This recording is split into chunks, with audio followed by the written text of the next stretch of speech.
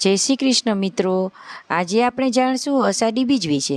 આ દિવસે હિન્દુ સંસ્કૃતિમાં ખૂબ જ મહત્ત્વ ધરાવે છે।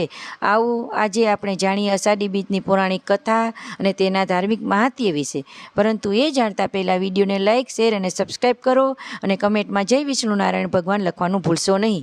અષાઢી બીજ એ અષાઢ માસની શુક્લ બીજ હોય છે। શાસ્ત્રો અનુસાર આ દિવસે ભગવાન વિષ્ણુ યોગ નિંદ્રામાં પ્રવેશ કરે છે। આવનારા 4 મહિના સુધી તેઓ પાતાળ લોકમાં આરામ કરે છે। આ સમયને ચાતુર્માસ કહેવાય છે, જે સંસ્કૃતમાં 4 મહિનાનું પવિત્ર સમયગાળો ગણાય છે।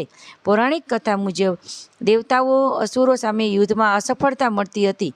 તેઓ ભગવાન વિષ્ણુ પાસે રાહત માટે ગયા, ત્યારે વિષ્ણુ ભગવાને કહેલું, હવે 4 માસ માટે હું નિંદ્રામાં જઈશ। આ સમય દરમિયાન તમે ધર્મપથ પર ચાલો, તપસ્યા કરો અને ભક્તિમાં તલ્લીન રહો। આજના દિવસે મહારાષ્ટ્રમાં પંઢરપુર શહેરમાં વિશેષ ઉજવણી થાય છે। હજારો ભક્તો વિઠ્ઠલ રૂકમાઈના દર્શન માટે પદયાત્રા કરે છે। એવું કહેવાય છે કે ભગવાન વિઠ્ઠલ તેમના પરમ ભક્ત પુંડલિકના ઘરમાં આવ્યા હતા અને પુંડલિકની ભક્તિથી પ્રસન્ન થઈ પથ્થર પર ઊભા રહી ગયા હતા। આ દિવસમાં વ્રત, તપ, સેવા, જપ અને સત્સંગનું મહત્ત્વ વધે છે।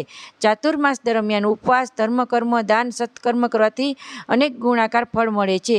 એવું માન્યતા છે કે ભગવાન ભક્તોની ભાવનાને સાંભળતા રહે છે, ભલે તેઓ યોગ નિંદ્રામાં હોય। અંતે એક વાત યાદ રાખો, અષાઢી બીજના પવિત્ર દિવસે સત્કર્મ કરવાથી જીવનમાં શાંતિ, ધૈર્ય અને ધાર્મિક સમૃદ્ધિમાં વધારો થાય છે। જય વિષ્ણુ નારાયણ ભગવાન।